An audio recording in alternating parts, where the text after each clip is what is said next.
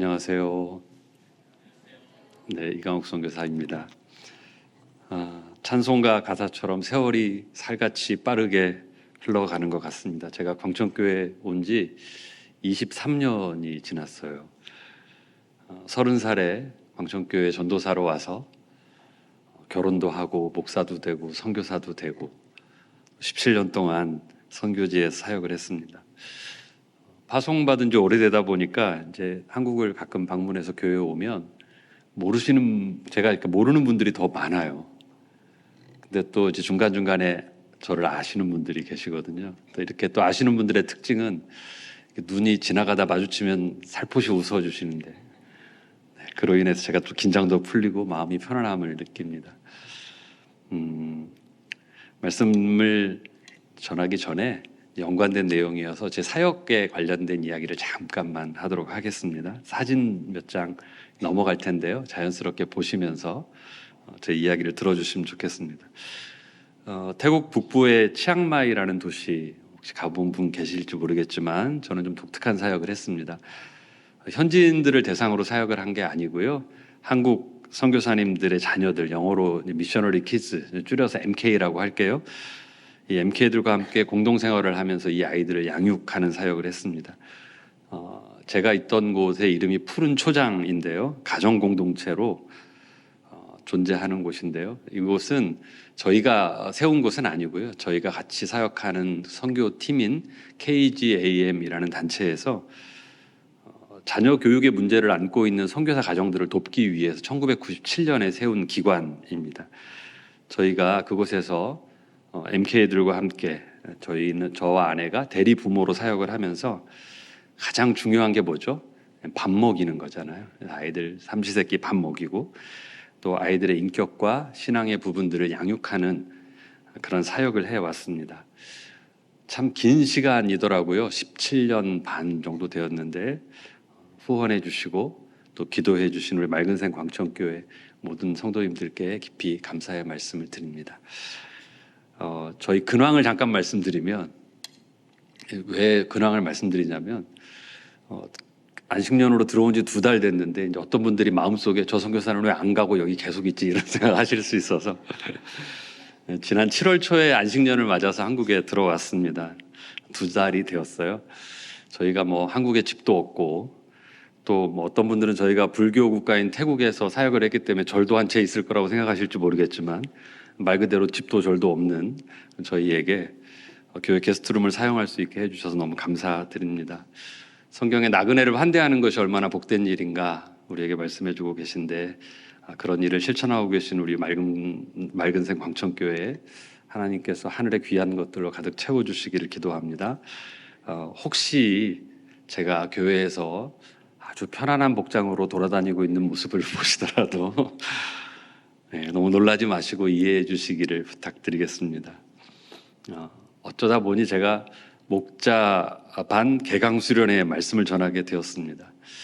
생각해 보니까요, 제가 목장과 아주 연관이 없는 거는 아니더라고요. 왜냐하면 사역하면서 제가 여러 번 들었던 이야기가 뭐냐면, 선교사님 사역지 이름이 뭐라고요? 푸른 목장이요? 이런 이야기를 많이 하셨어요. 실제로 저희와 협력하는 어떤 교회에 갔더니 저희 사역지를 푸른 목장 이렇게 써놓은 거를 제가 본 적도 있습니다. 여러분 초장이면 어떻고 목장이면 어떻습니까? 사실 푸른 초장은 목장을 넘어서 남의 자식들과 아이들이 학교 가는 시간을 제외하면 저희랑 계속 같이 있거든요. 함께 먹고 함께 생활하며 삶을 나누는 그런 공동체여서요. 수년 전에 한국의 그 극한 직업이라는 영화가 있잖아요. 이제 그런 것처럼 남의 자식들, 특별히 청소년들 이들과 함께하는 푸른 초장은 목장으로 치면 극한 목장 정도 되지 않을까 하는 생각을 해봅니다. 자, 이제 함께 읽은 본문의 말씀 그리고 제가 푸른 초장 사역을 하면서 경험한 이야기들로 성도님들께 그리고 특별히 오늘 목자분들께 하나님 귀한 은혜 나누기를 원합니다. 오늘 본문의 말씀을 요약하면 이거예요. 교회 공동체 안에서는 서로 받아주어야 한다. 용납해 주어야 한다. 이게 본문의 내용을 요약한 것입니다. 특별히 바울은 믿음이 강한 자들이 믿음이 약한 자들의 약점을 받아주고 감당해 주어야 된다라고 이야기해요. 신약의 초대교회는 그 로마라는 정치 사회적 배경 속에서 태어났습니다. 그 속에 로마인들도 있었고요. 로마 이전에 그리스인들도 있었고요. 성경에 나와 있는 유대인들 그리고 뿐만 아니라 수많은 민족들이 로마 사회 안에 공존하고 있었습니다. 로마인들은 자신들을 정복자, 승리자라고 여겼기 때문에 이 힘의 논리를 가지고 피정복 민족들을 무시했습니다. 반면에 헬레니즘이라고 하는 찬란한 문화를 꽃피웠던 그리스인들이죠. 이 헬라인들이라고 하는데 이 사람들은 문화적인 면에서 다른 민족들을 거의 야만인이라고 무시하는 수준이었습니다.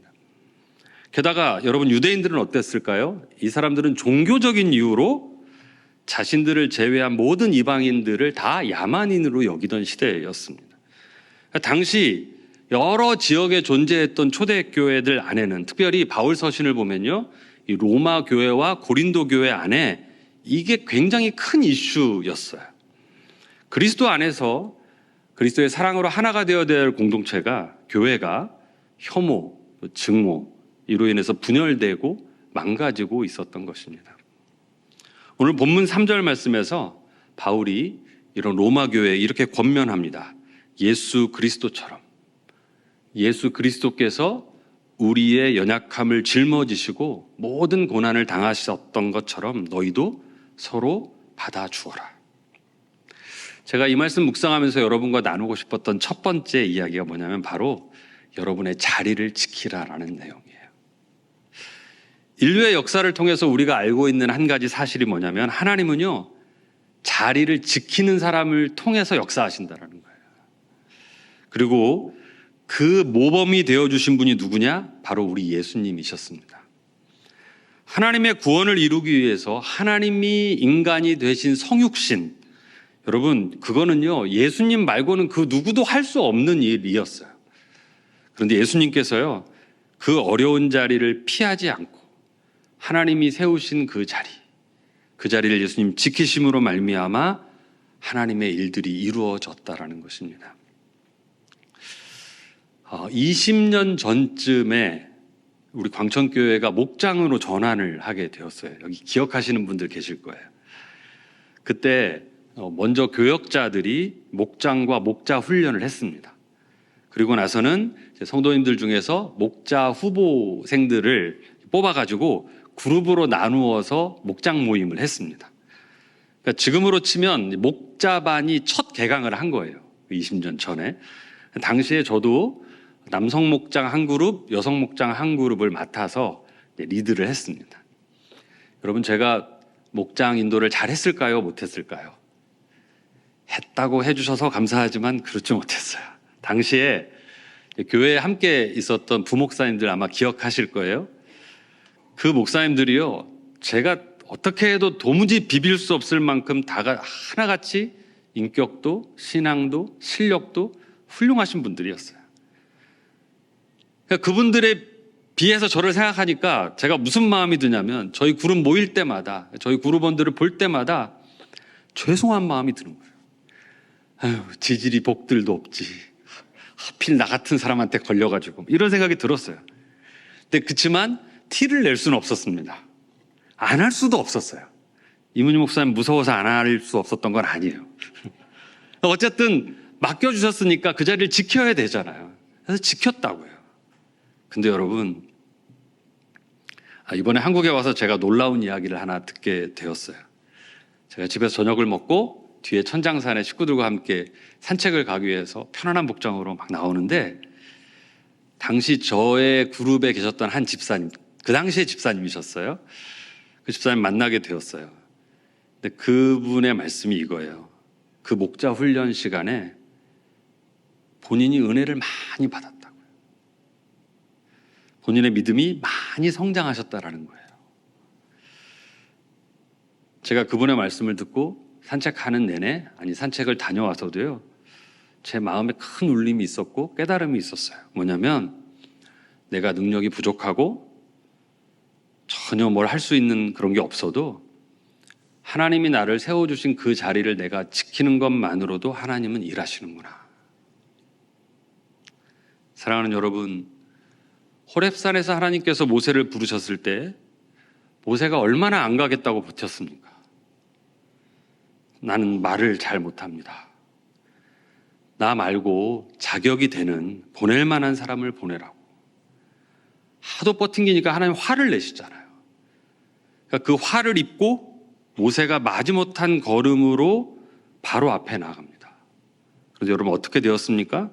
하나님께서요, 그 모세를 통해서 놀라운 일들을 보여주시고 하나님의 살아계심, 역사하심, 그 위대하심을 애국과 이스라엘 민족 앞에서 보여주시잖아요. 사랑하는 여러분, 모세를 통해서 일하셨던 그 하나님께서 하나님이 세우신 자리로 믿고 그 자리를 지키는 우리 맑은샘 광천교회 목자들을 통해서 동일하게 역사하실 줄로 저는 믿습니다. 제가 예언 아닌 예언을 하나 하겠습니다. 뭐냐면 목장 모임을 하다 보면요, 분명히 어떤 문제, 특별히 사람 마음을 굉장히 상하게 하는 관계적인 문제들이 발생할 거예요. 발생하라고 저주하는 건 아니에요. 안 생기기 위해서 기도하지만 안타깝게도 생길 거예요. 왜요? 우리가 다 연약한 죄인이기 때문에 그렇습니다. 나태주 시인이 풀꽃이라는 시를 쓰면서 이렇게 이야기했어요. 자세히 보아야 예쁘고 오래 보아야 사랑스럽다. 근데 사람은요, 멀리서 보면 이쁜데 가까이서 보면, 오래 보면 예쁘지 않고 사랑스럽지 않은 모습이 계속 눈에 들어와요. 그래서 찰리 채플린 아시죠? 유명한 말을 했잖아요. 인생은 멀리서 보면 희극인데 가까이서 보면 비극이라고요. 가끔 성도님들께서 제 아내에게 사모님은 좋은 목사님하고 사셔서 좋겠어요, 이런 얘기 하시거든요. 물론 그냥 하시는 말씀이라고 알아요, 저도. 근데 꼭 저희 아내가 답을 해요. 뭐라고 할까요? 아유, 한번 살아보세요, 그렇게 좋으면. 맞아요, 여러분. 완벽한 사람은 없고요. 가까워질수록 문제는 발생하게 되어 있습니다. 어쩌면 여러분께서 선교사를 사랑해 주시고 귀하게 좋게 봐주시는 이유 마찬가지라고 생각해요. 가끔 보고 멀리 있으니까. 제가 푸른추장에 사역하는 동안에도 이런저런 고민들이 있었습니다. 특히 사역을 하다 보면요, 아이들의 부모님들과 관계의 문제가 생겨요. 오해도 생기고 어려움도 생겨요. 여러분, 선교사들도요, 자녀 문제 앞에서는 그냥 선교사고 뭐고 그냥 다 부모예요, 부모. 물론 다 그렇다라는 건 아니에요. 저희 사역하는 동안에 정말 인격적으로 훌륭한 선교사님들 여러분들을 만났습니다. 근데 아무튼 그렇게 부모님들과 문제가 생기고 또 이 청소년 아이들과 살다 보니까 뭐 문제가 안 발생한다면 그 이상한 거잖아요. 그런 트러블이 계속 생기다 보면 어김없이 제 안에 드는 생각이 있는데, 그게 뭐냐면, 와, 나는 이 자리에 적합한 사람이 아닌가 봐. 기도하면서 막 그런 넋두리를 하나님께 쏟아내요. 하나님, 아니 저보다 이거 훨씬 잘할 분들이 많은데 왜 저를 여기다 세우셔가지고. 제가 막 그랬다고요. 근데 여러분, 불행인지 다행인지 저희를 대체할 선교사가 없었어요. 뭐 저희가 뛰어나서 저희가 너무 대단하기 때문에 견줄 사람이 없었다는 이야기를 하는 게 아니고요. 푸른 초장 사역을 하겠다는 선교사 후보생이 없어요. 그리고 혹여 있더라도요, 뭘 그런 사역을 해, 선교사가 보내주는 교회가 없어요. 그러다 보니까는 저와 아내가 계속 그 자리를 지키게, 지킬 수밖에 없게, 조금 더 바꾸면 하나님이 그냥 거기 말고는 자리 없어, 그냥 거기 있어라, 이렇게 버틸 수밖에 없게 해주셨어요. 그러면서 저희가 무슨 예수님께 비할 바는 아닙니다, 절대. 저희도 그래, 예수님도 그러셨으니까 우리도 욕 좀 먹어야지, 당연하지. 좀 억울해도 그래, 예수님도 그러셨잖아, 이런 마음 가지고 반강제적으로 그 자리를 그냥 지켰습니다. 여러분, 기도할 때 선교사가 뜨겁게 성령의 불타게 이렇게 사역하게 기도해 주시는데 너무 죄송해요. 그러질 못했어요. 근데 여러분 어쨌든 저희가 그 자리를 안 떠나고 지켰거든요. 그러다 보니까 저희가 사역한 기간만 이제 만 17년 반 동안에 푸른 초장에 자녀를 보낸 선교사님 가정이 21가정이에요. 자녀들을 여기다 보냄으로 인해서 그분들이 소명받은 나라와 자리를 지킬 수 있었어요. 또 그 가정에서 푸른 초장에 온 아이들이 31명인데요. MK들이 그 아이들이 저희와 생활하면서 그 이후까지 하나님 나라의 다음 세대 일꾼들로 자라나게 되었습니다. 이번에 와서 한국에 나와 있는 푸른 초장 출신 아이들을 계속적으로 만나고 있는데 제가 좀 수를 세어보니까 31명 중에서 대학을 다니고 있는 아이들이 11명, 그리고 사회생활을 하고 있는 아이들이 16명이에요. 그 중에 6명은 결혼을 해가지고요. 저를 할아버지라고 부르는 아기가 3명이 생겼습니다. 점점 더 많아질 거예요. 머리가 희끗희끗해지고 있는데 좀 빨리 휘어져도 될 것 같습니다. 세상 사람들은 자기 눈에 물 들어가는 소리하고 제 새끼 목에 음식 넘어가는 소리가 제일 듣기 좋은 소리라 하잖아요.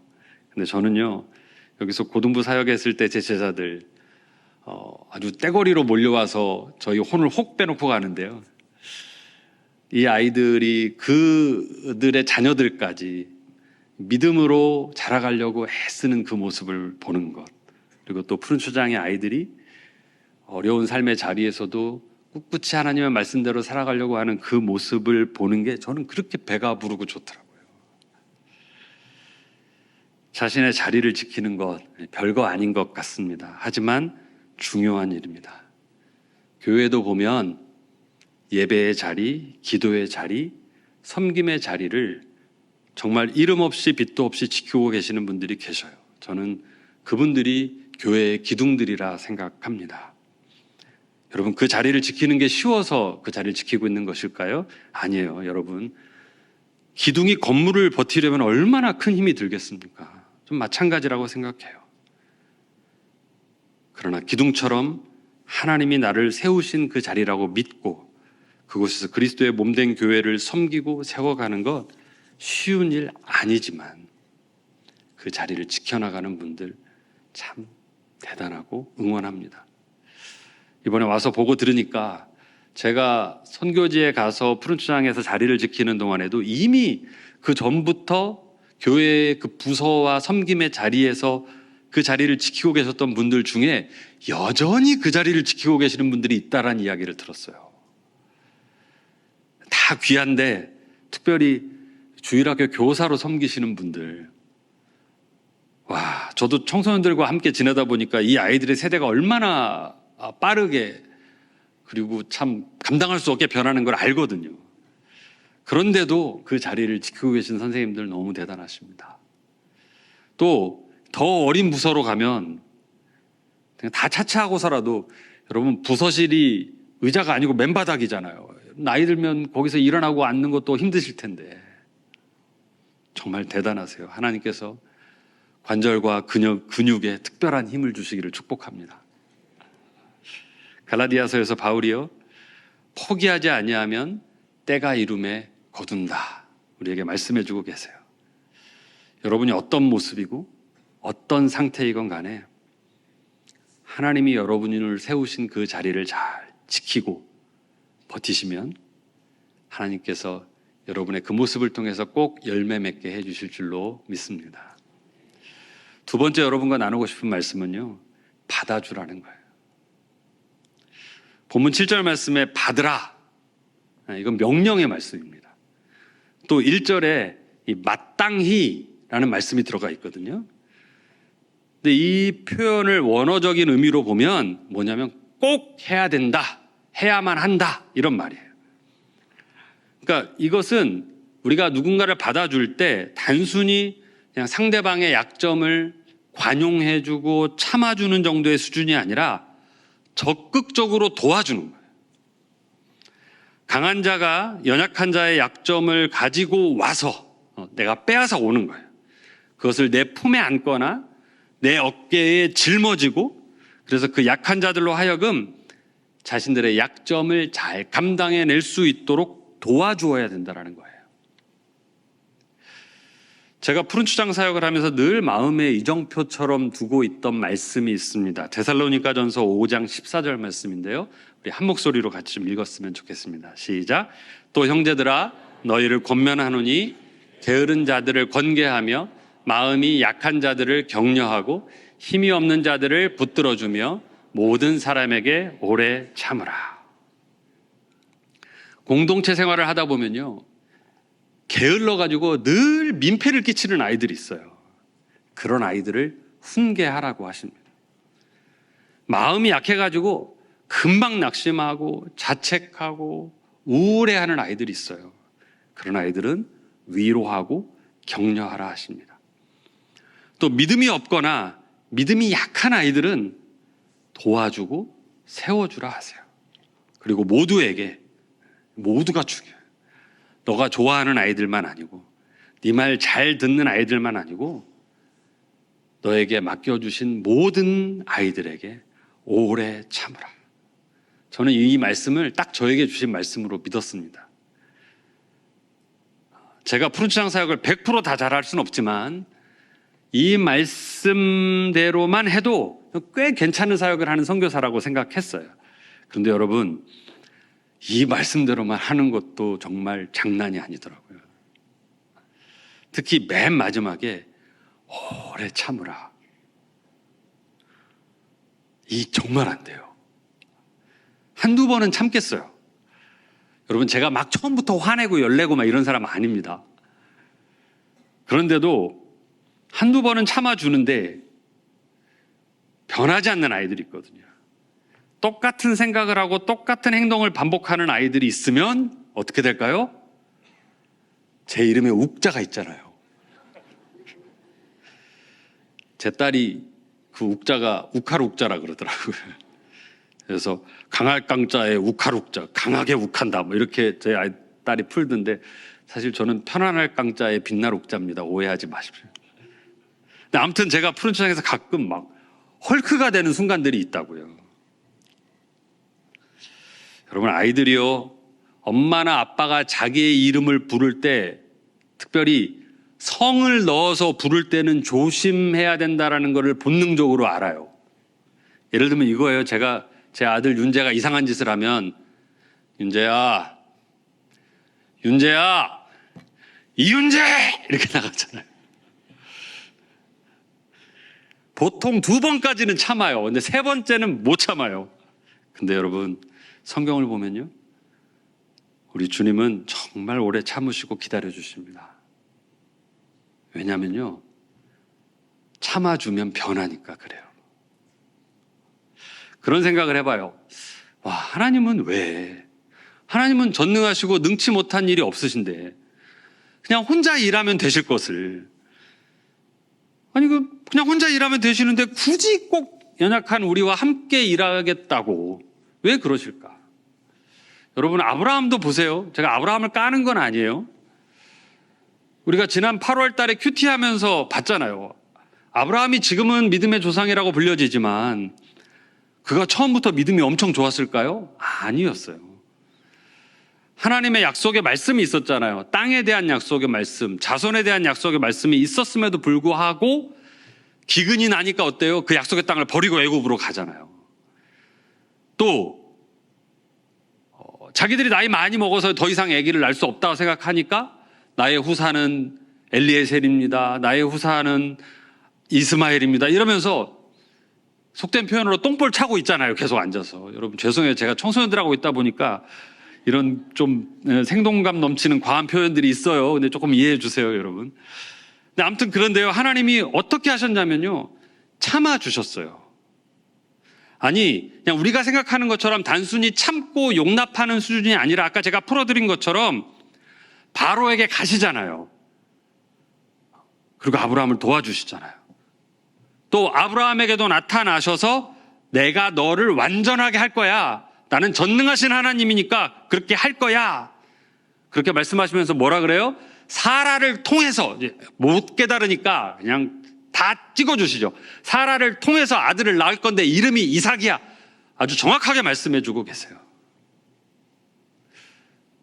기다리시고 참아주시고 나아가서는 우리의 약함을 직접 짊어주시는 거 하나님이요, 그거 잘하세요. 근데 부전자전 아니랄까 봐 예수님도 그거 잘하세요.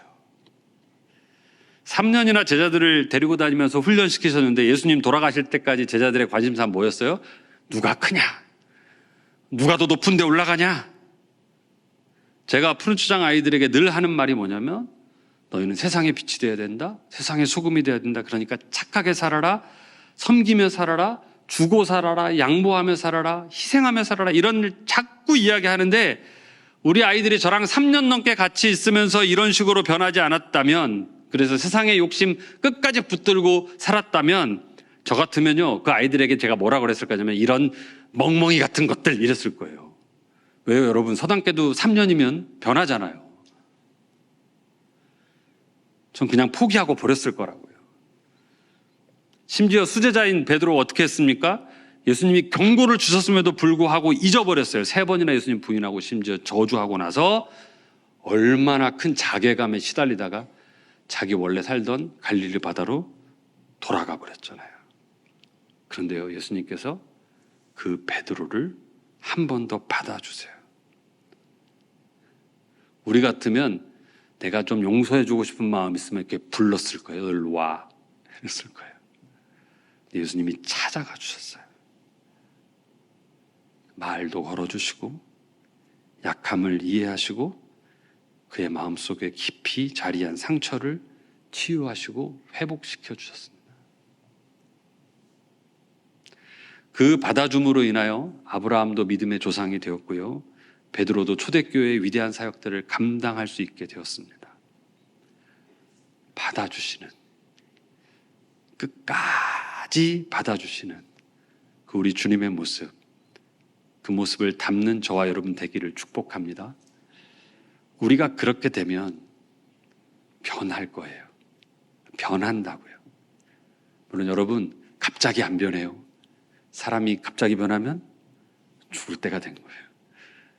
그렇게 갑자기 변하지 않는다는 이야기죠. 하지만 이 말만큼이나 진리가 담겨져 있는 말씀이 하나 있는데, 그건 뭐냐면, 사람은요, 때가 되면, 어떤 때요? 하나님의 때가 되면 반드시 변합니다. 어쩌겠어요, 여러분? 하나님께서 연약한 우리와 함께 일하기를 작정하신 이상, 우리는 우리 주변에 있는 사람들에게 하나님의 때가 임할 때까지 그 사람들의 약점을 받아줌으로써 일해야 한다는 사실이에요. 저와 여러분이 주님처럼 그렇게 받아주기를 작정한다면 여러분이 있는 목장 안에, 그리고 우리 광천교회 안에 모든 성도님들이 하나님의 때에 변하게 될 줄로 믿습니다. 제가 성경의 이야기만 하는 게 아니라요, 저에게도 그런 증거들이 있어요. 이번에 한국에 와서 만난 푸른추장 아이들의 입을 통해서 들은 이야기를 3가지 해드리겠습니다. 먼저는요, 많이 어릴 때, 초등학교 4학년 때 푸른추장에 왔던 아이가 있어요. 여러 상황 때문에 2년만 저희랑 생활을 하고 푸른추장을 나가게 됐어요. 올해 대학을 졸업하고 2주 전에 공군 장교로 입대를 했습니다. 그래서 입대하기 전에 제가 한 13년 만이에요, 푸른추장에서 헤어진 이후로 아이를 불러서 같이 밥도 먹고 이야기도 나눴습니다. 이야기를 다 나누고 지하철역까지 아이를 데려다 주는데 아이가 이야기하는 거예요. 사실 목사님, 그동안에 목사님, 사모님 정말 많이 보고 싶었는데 제가 어릴 때 푸른초장에서, 그러니까 4학년 5학년 때죠, 목사님, 사모님 속을 너무 많이 썩혀드린 게 죄송해서 연락을 할 수가 없었어요. 그 이야기를 듣는데요, 시간이 오래돼서 그런지 저는 그게 하나도 생각이 안 나더라고요. 걔가 우리 속을 어떻게 썩혔는지를 다 잊어버렸어요. 물론 뭔가 속을 썩힌 게 있겠지요, 여러분. 근데 4학년, 5학년이 속을 안 썩이면 그게 이상한 거 아닙니까? 그렇죠? 어쩌면 너무 당연한 거니까 그냥 저희가 받아주고, 너무 당연한 거니까 다 잊어버린 것 같아요. 그런데 어쨌거나 중요한 것은 그 아이가 느끼기에 우리가 자기의 그 연약함을 받아준 것을 알아요. 그래서 그 고마운 마음이 마음속에 있더라는 거예요. 또 다른 아이는요, 저희랑 옛날 이야기를 나누던 중에 이렇게 말했어요. 목사님, 사모님, 저희는 푸른추장 생각을 하면 행복한 기억만 있는데 이야기를 나누다 보니까 그 행복을 우리에게 만들어주기 위해서 목사님, 사모님이 뒤에서 참 많이 보이지 않게 애를 많이 쓰셨었네요. 여러분, 우리가요, 다른 사람의 연약함을 받아주면 그로 인해서 그 사람들이 행복해져요. 여러분, 아이들이라고 푸른추장에서 늘 행복하기만 했겠습니까? 저한테 혼난 것도 있고 자기들끼리 불편한 일도 있었겠죠. 그런데 신기하게도요, 저희가 그 아이들을 받아주면 받아줄수록 아이들 마음에 행복함이 커져서 나중에는요, 힘들고 어려웠던 기억은 어디론가 다 사라지고 아이들 마음속에 행복한 추억만, 그래서 푸른추장은 정말 행복한 곳이었구나 라는 기억만 남게 되더라는 거예요.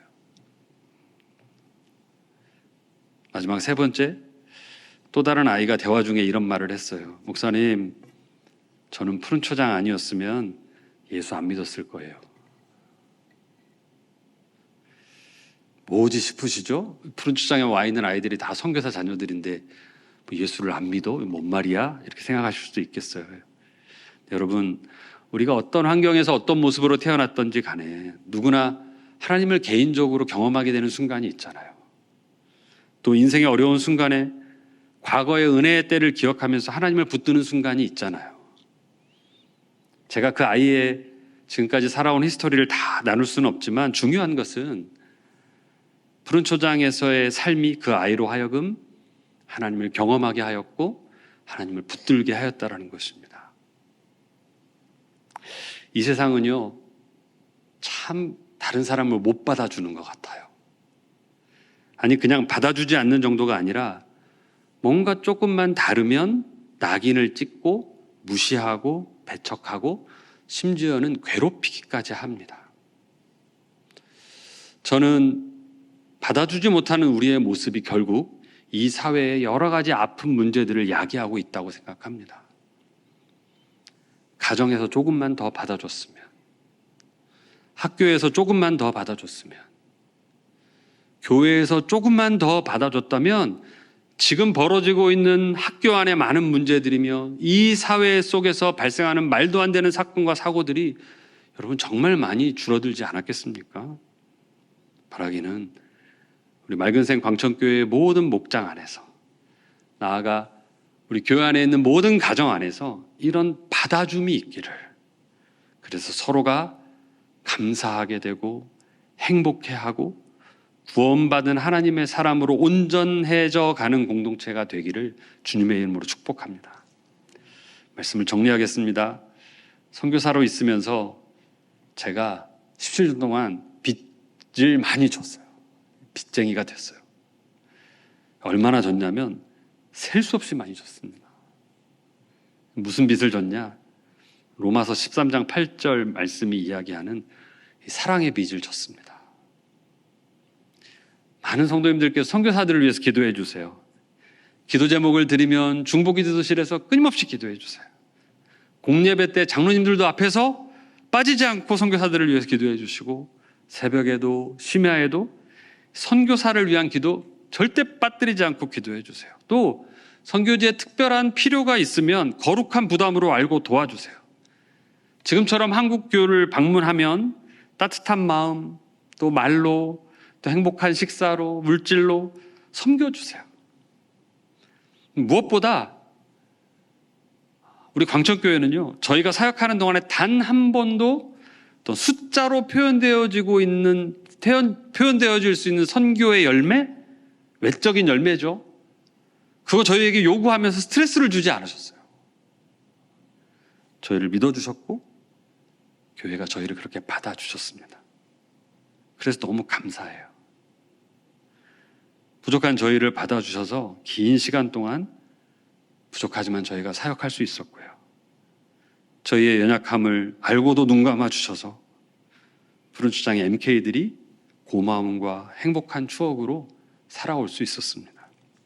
또 자격이 안 되는 저희를 참고 격려해 주셨기 때문에 푸른 추장 MK들이 예수를 경험하고 하나님의 꿈을 꾸며 살아가고 있습니다. 광천교회가 저희를 받아주셨기 때문에 방금 전에 말씀드렸던 마치 제가 한 일처럼 저의 열매인 것처럼 나눈 이 푸른 추장의 이야기들은 사실은 맑은생 광천교회의 열매예요. 바로 그리고 여러분의 열매입니다. 그래서 제가 기대하기는 저희에게 보여주신 그 받아주심의 모습이 오늘 광천의 모든 과정과 특별히 목장 안에 있기를 소망합니다. 그래서 제가 나눈 이런 고백의 열매들, 이것이 저의 것만이 아니라 여러분의 목장 안에, 가정 안에 가득하게 되는 은혜가 있기를 주님의 이름으로 간절히 소망합니다.